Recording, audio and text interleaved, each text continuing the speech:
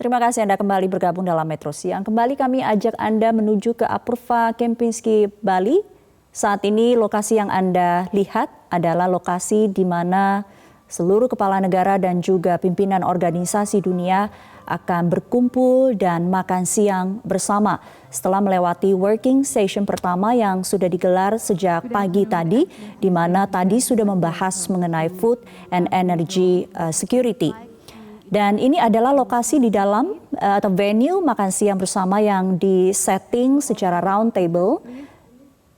Dan sejumlah kepala negara sudah berkumpul, termasuk juga Presiden Joko Widodo tadi sudah berada di lokasi dan berbincang santai dengan sejumlah kepala negara. All heads of delegations to be seated, and to all media officers, securities and liaison officers to please leave the room. Thank you.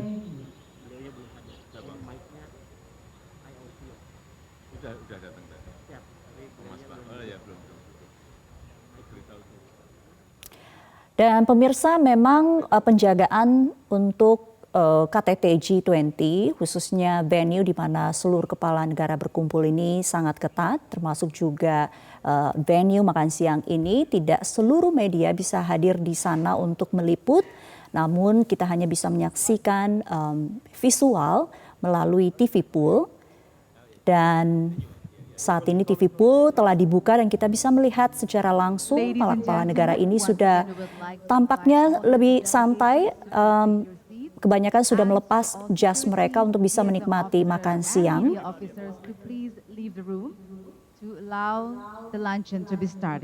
Thank you.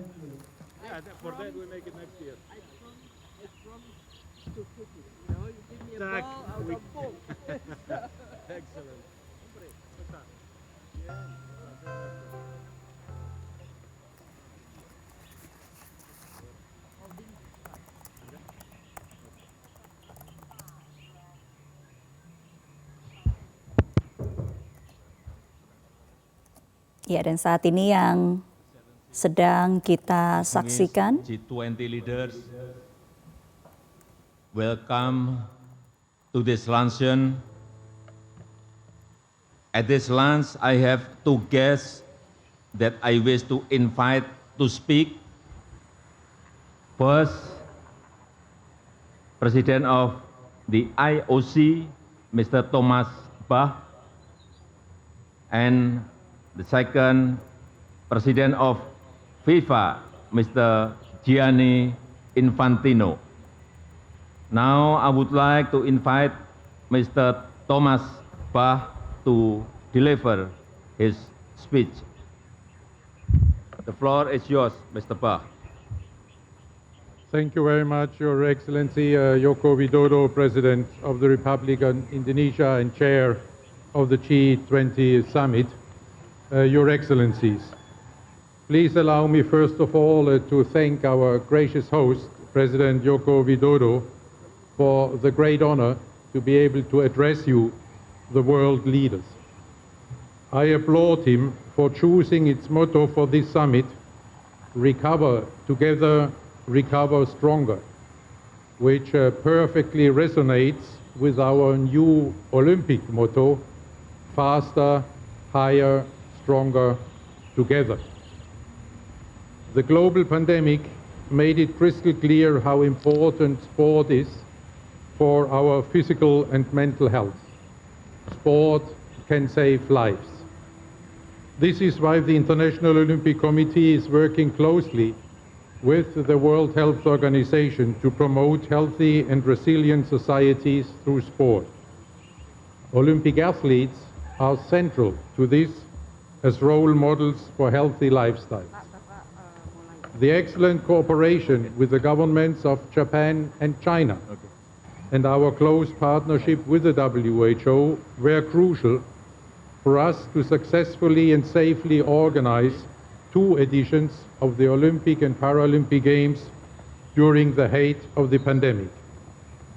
During these dark times, the Olympic Games Tokyo 2020 and the Olympic Winter Games Beijing 2022 gave so many people around the world hope and optimism. The countless messages of appreciation from all walks of life are summed up in an excellent way by WHO Director General Dr. Tedros, who said, "The Olympic Games bring the whole world together in solidarity and in a celebration of hope." We can only bring the whole world together if the athletes from all 206 national Olympic committees can participate at the Olympic Games. This is what the Olympic and Paralympic Games are about: the whole world together in peaceful competition without any discrimination whatsoever. For Tokyo 2020 and Beijing 2022, the challenge to bring the whole world together was the pandemic. Today, the challenge for the Olympic Games are consequences of the Russian aggression against Ukraine. Russia's violation of the Olympic Charter by violating the Olympic Truce Resolution adopted unanimously by the United Nations General Assembly. At the same time, we are supporting the athletes and members of the Ukrainian Olympic Committee everywhere with all our solidarity. But in contrast to the far too many other wars and conflicts in our world, regarding this war, some governments started to decide which athletes would be allowed to participate in international sports competitions and which athletes not. They did, and they do so, purely on political grounds. They want to decide which athlete can now qualify and finally compete at the Olympic Games Paris 2024. If sport becomes, in this way, just another tool to achieve political goals, international sport will fall apart. Because it is the very essence of international sport that decisions about participation and results of athletes have to be based purely on the sporting merit of an athlete. If, however, this kind of politicization of sport becomes the norm, it will be impossible for sport to be such a unifying force. We need the participation of all athletes who accept the rules, even and especially if their countries are in confrontation or at war. A competition between athletes from only like-minded states is not a credible symbol of peace. In this age of division, our role is clear: to unite the world and not to deepen divisions. To live up to this unifying mission, the IOC must be politically neutral.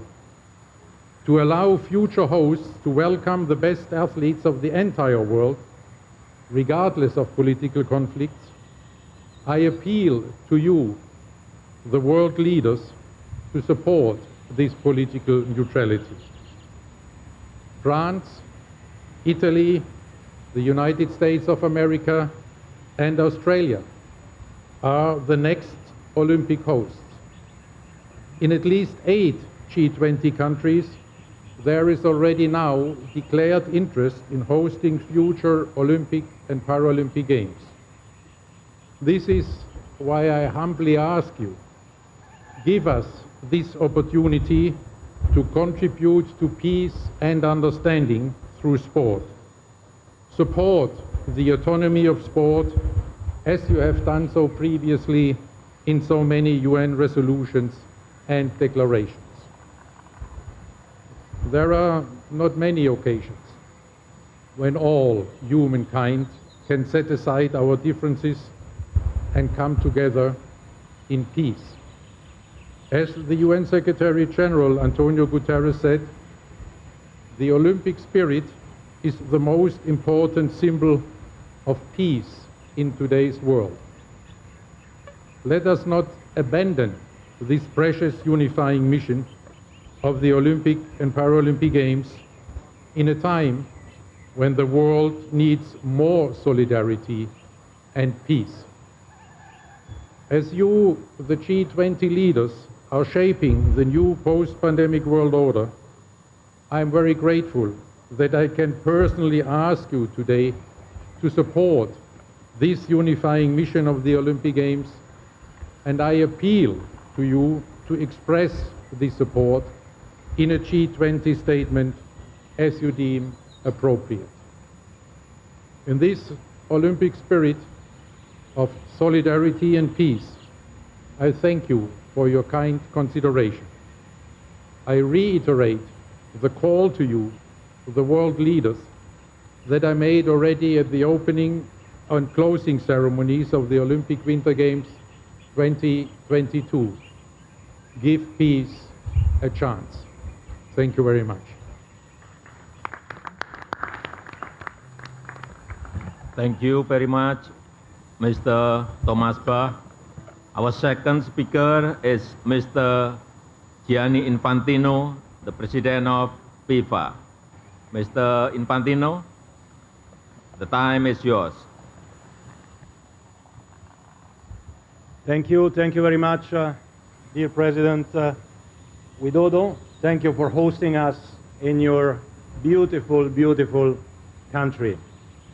Dear President, dear heads of states and governments, dear delegates, dear friends, I want to speak to you about the one topic which I believe all of you here will agree on. Football.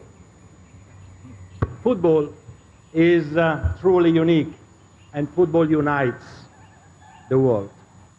FIFA is an organization of 211 countries, more than the United Nations, and we bring football to the world. Last month we were in India for the girls under-17 World Cup, which Spain won.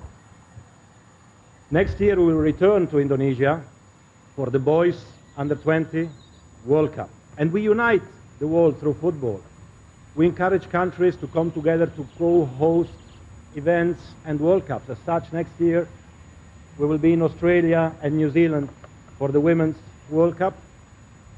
And then Canada, Mexico, and United States for the Men's World Cup in 2026. But coming to the present, in 5 days' time, the 2022 FIFA World Cup will kick off in Qatar. It is the first major tournament after the pandemic. It is the first time it will be played in the Middle East as well. And I can assure you that Qatar and FIFA have prepared everything to ensure everyone is welcome for a big celebration, and you are obviously all most welcome. And it must be said as well that Qatar made significant reforms over the last few years, also thanks to the World Cup. As a consequence of that, for example, hundreds of thousands of workers enjoy better conditions than some years ago. So 3 million fans will fill the stadiums, and 5 billion people, more than half of the world population, will watch the games on TV. Entire countries will come to a standstill. Now, dear leaders, you are, of course, representing the largest economies in the world. So let me say one word about economics and football. Because you might not know that the global football GDP is almost $300 billion US. And whilst 90% of the fan base of football is outside of Europe, 70% of this global football GDP is produced within Europe. So just imagine the potential for the global economy if the rest of the world would produce even half of what Europe generates in relative terms, and its impact on their respective GDPs all over the world. This would add another 200 or 300 billion in global football GDP. It would add 3 to 4 million jobs for a global football GDP of $500 billion or more US dollars, and this would contribute certainly to narrowing the income gap, and growing global wealth, which are yours and also FIFA's priorities. But of course, football is, as you all know, much more than just an economy. Football is also much more than just a sport. It has a huge social impact. You all know what football means to your people, to your countries. It is about passion, it is about inclusion, it is about tolerance, it is about non-discrimination, and it is about education. Football is an investment in our children for our future. And football, of course, as sports, unites the world. And because football unites the World Cup is an occasion to bring people together in peace, enjoy something deeply needed in the turbulent times we live in. 7 months ago in Doha, at the occasion of the World Cup draw, when the world was watching, I made a plea for peace on behalf of the global football community. Today, 5 days before the start of that World Cup, I reiterate that plea. Football is a force for good. Of course, we are not naive to believe that football can solve the world's problems. For this, you are there. We know that our main focus as a sports organization is and should be sports. But because football unites the world, this particular World Cup, with 5 billion people watching it, can be the trigger for a positive gesture, for a sign or a message of hope. Dear leaders, Russia hosted the last World Cup in 2018. Ukraine is bidding to host the World Cup in 2030. Maybe that the current World Cup starting in 5 days can really be that positive trigger. So my plea to all of you is to think on a temporary ceasefire for 1 month for the duration of the World Cup, or at least the implementation of some humanitarian corridors or anything that could lead to the resumption of dialogue as a first step to peace. You are the world leaders. You have the ability to influence the course of history. Football and the World Cup are offering you and the world a unique platform of unity and peace all over the world. So let's take this opportunity to do everything we can to start putting an end to all conflicts. Thank you very much. And this is the official ball of the World Cup. Every one of you will receive such a ball with your name on it, so make sure you get it. And in the meantime, if you don't mind, I would like to ask everyone to sign maybe this particular ball, and then together with President Widodo we can decide what we do with it. Thank you for your attention, and have a great day, and thank you for everything. Thank you.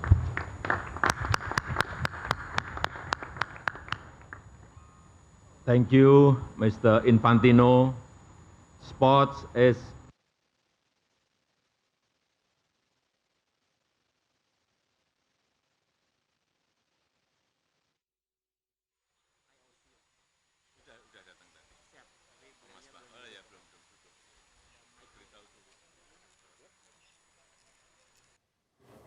Baik pemirsa, baru saja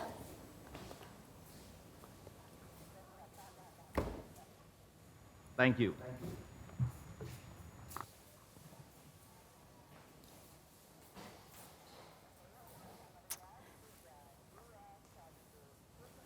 Baik pemirsa, baru saja tadi kita saksikan ada dua tamu spesial yang dipersilakan oleh Presiden Joko Widodo untuk berbicara sebelum Jamuan Makan Siang dimulai. Di antaranya ada Presiden IOC atau Komite Olimpiade Internasional Thomas Bach, kemudian juga ada Presiden FIFA Gianni Infantino.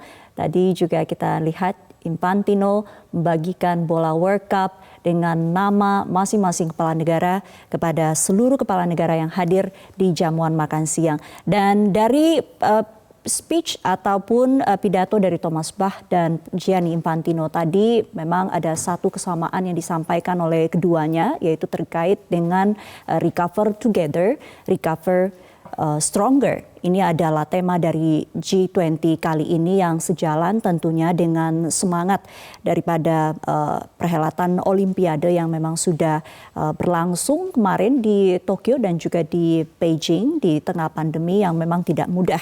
Kemudian juga tadi Infantino menyerukan untuk adanya kebersamaan dan menghindari politik untuk bersama-sama menghadapi tantangan dunia, khususnya terkait dengan krisis pangan dan lain-lain. Tadi Infantino menggambarkan bagaimana besarnya potensi industri sepak bola untuk bisa mendukung pemulihan ekonomi dunia. Dan sepertinya visual dari lokasi Jamuan Makan Siang sudah ditutup karena memang sebentar lagi Jamuan Makan Siang akan dimulai dan tidak akan dibagikan kepada publik untuk menyaksikan jamuan makan siang.